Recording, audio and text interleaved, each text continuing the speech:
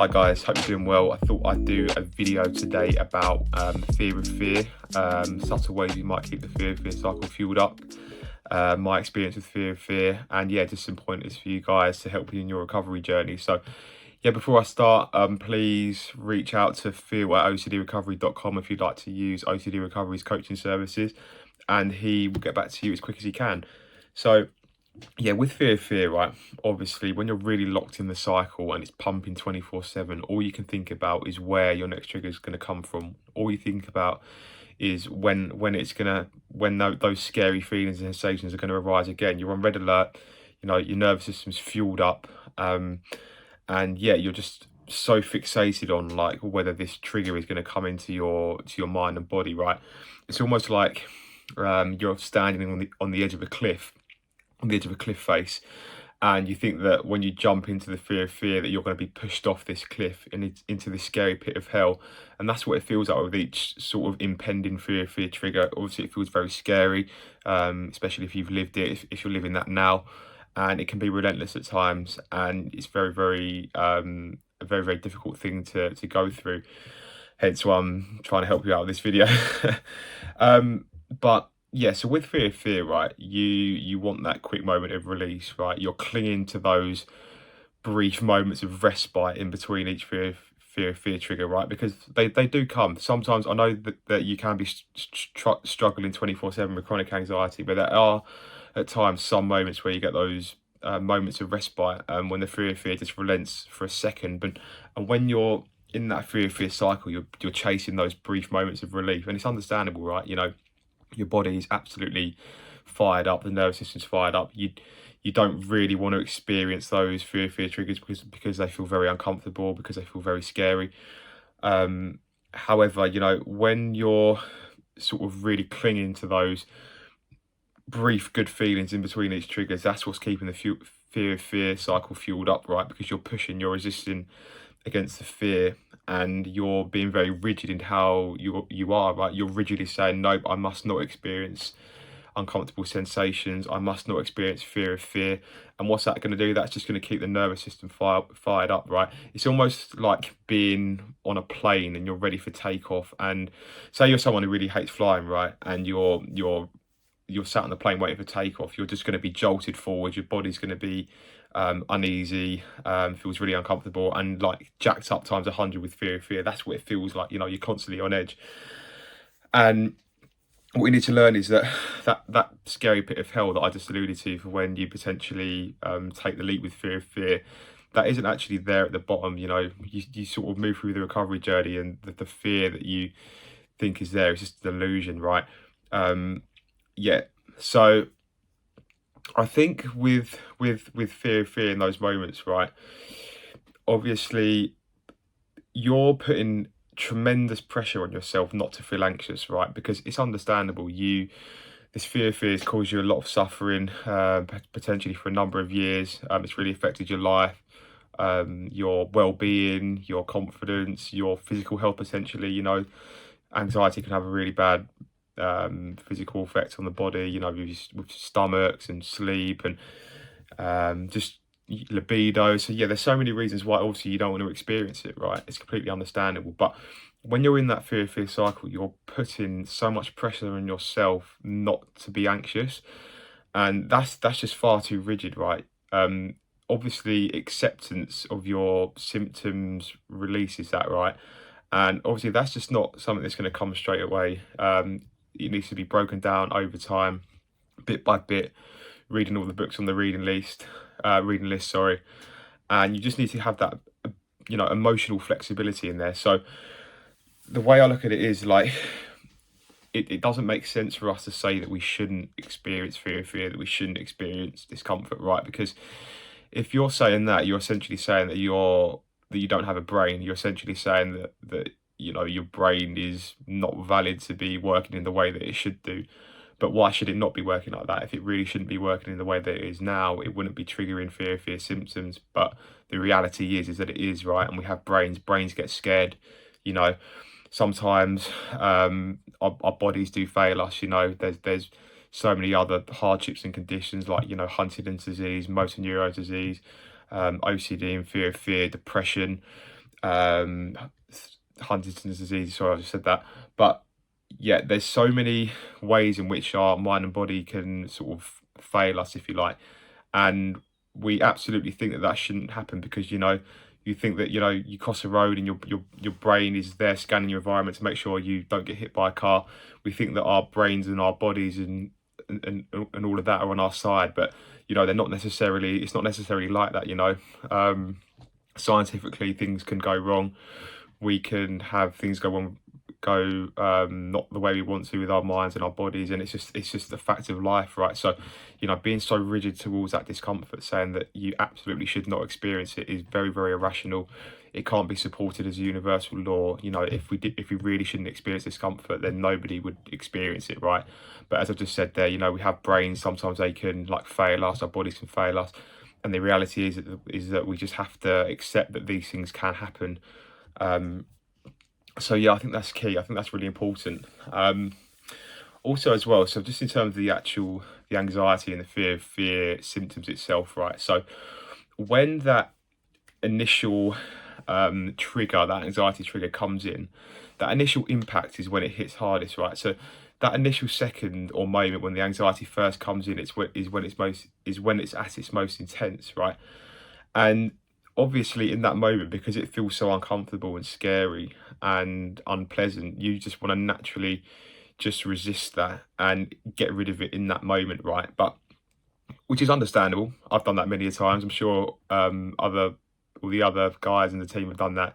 But when you're resisting that sensation when it first comes in, you're just perpetuating the cycle, right? You need to get used to and really practice not adding to the suffering and not perpetuating the anxiety cycle on a moment by moment basis, right? You need to do the best you can not to add to it, because the anxiety is already there. So only adding to it further is just going to get you into trouble. So what you need to do is allow it in, wear it as best as you can as you go throughout the day.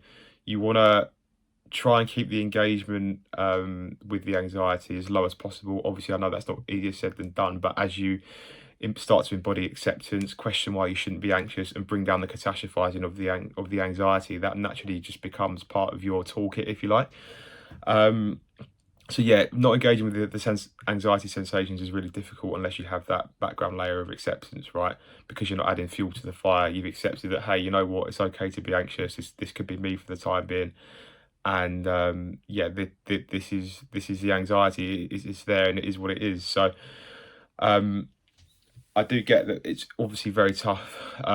You always, when you're really stuck in the fear and anxiety cycle, you're thinking, how am I ever going to become anxious? How can I be rid of this? I remember I would try and distract myself to be rid. So I do lots of different things just to try and take my mind off the anxiety. Like maybe doing chores or trying to do more work, or just doing things compulsively to try and distract myself from the anxiety. But what you need to do is you need to wear the anxiety as you go throughout your day. Remember, you're not trying to get rid of anxiety. You're actually just trying to coexist with it and get along with the anxiety as best as you can. Resisting, as Rob says, whatever you resist persists, right? And obviously that's not going to come quickly. That's going to take a long while as you get used to the discomfort, and like I said, breaking down your irrational beliefs about the anxiety. So yeah, when you're really clinging on to those moments of respite in between fear, you're being very, very rigid. You need to try and stay as much as you can on an even keel throughout the recovery journey. So don't get too high about the highs. When you get those moments of relief, yes, it's obviously pleasant, but don't get too over exaggerated or over happy about those temporary feelings or moments of relief, because that's just going to set you up for the negative sensations that will inevitably come in on your journey. But yeah, on the contrary as well, try not to get too low about the lows. So don't be too high about the highs and don't be too low about the lows. You need to try and just stay on an even keel as you can. Especially with fear, it's going to be a very topsy-turvy journey. Some days it just won't be there as much as other days, and you might feel like you've gone back to square one in an instant, when in reality you haven't. As long as you've been putting the work in and reading the books and disputing your beliefs, then there's no way you could possibly go back to square one in 1 second or one moment, even though it might feel like it, right? So yeah, just another thing with fear of fear as well. I remember I used to be in denial. I never really truly accepted that I had OCD and anxiety. I remember about 6 months into my journey, I had one of those false storms, and I literally thought, "Oh yeah, this is it. This is me done." I remember I was out with my friends, and I was just absolutely buzzing. I thought, "Oh, I've done it. No more anxiety. There we go, bang." But obviously, you know, it didn't work like that. That was just setting myself up to failure. And like I said there, you can't get too high about the highs, and you know, really set yourself up for falling and backsliding if you do that, right? So obviously it's a hard thing to accept with your OCD and anxiety, because it's causing you a lot of misery, and you just want your life back the way it was. You just want to feel calm, you want to feel at peace. But one of the best things you can do, and the bravest things you can do, and one of the most difficult things you can do, is just to accept that this is your life for now, you know, because that just takes the pressure off of your nervous system. And like I said before, it stops you clinging on to those moments in between fear triggers, right? When you sort of accept that this is your life for the time being, this is it for now, you don't put pressure on yourself to feel this certain way, and that just sort of takes another layer off the fear of fear. A Lasting Life by Paul David is a brilliant book for that. And also Self-Help for Your Nerves by Claire Weeks. I think that book's better for when you actually get those initial anxiety triggers, when the impact of the anxiety first in. She talks about floating through the anxiety. Obviously, that's not all there is to fear and OCD recovery, but it's very helpful. So yeah, definitely read the book to get more insight on that. But yeah, I think with OCD and anxiety, fear especially, you sort of, because you can't visibly see it like a broken leg, and you don't really have the guarantee that you're going to recover, it causes you a lot more distress and suffering as to maybe another ailment, like, you know, a broken leg, or a broken arm, or some other illness. But yeah, the best thing you can do is just accepting that you have OCD and anxiety. You know, the fact of the matter is that you're probably not watching this video unless you have OCD, right? You probably not read some of the books on the reading list for nothing. You probably don't know about OCD recovery services for nothing. Like, it's the reality is, it's probably happening to you now, like anxiety and OCD, and that's what I had to accept. And once I accepted that I had anxiety and OCD, it was a massive step forward in my recovery journey, because it just allowed me to acknowledge what I was going through, to accept what I was going through, and just to allow myself to take as long as I needed, you know, especially with my main themes, like HOCD was one of my main themes, and then obviously the crippling fear that really blighted my life for a long while after that. Just accepting that I had that, just accepting that this was what my brain was doing, that my nerves were sensitized, and this is how things were for now. That just naturally took another layer off of that resistance, whilst I also worked on my beliefs and bringing down the catastrophizing, right? So yeah, with fear, so just to recap, obviously disputing your irrational beliefs, looking at why you absolutely shouldn't be anxious, understanding that when anxiety first hits in that initial moment, that's when it's going to hit hardest. And if you can just weather that impact without adding fuel to the fire, without resisting it, without thinking about how to be rid, without thinking about how to change your situation, you're really going to help yourself wear the discomfort, go on throughout your day the best as you can. Yes, you might be distracted by the powerful sensations, but you know, you just got to wear it like in a comfortable coat.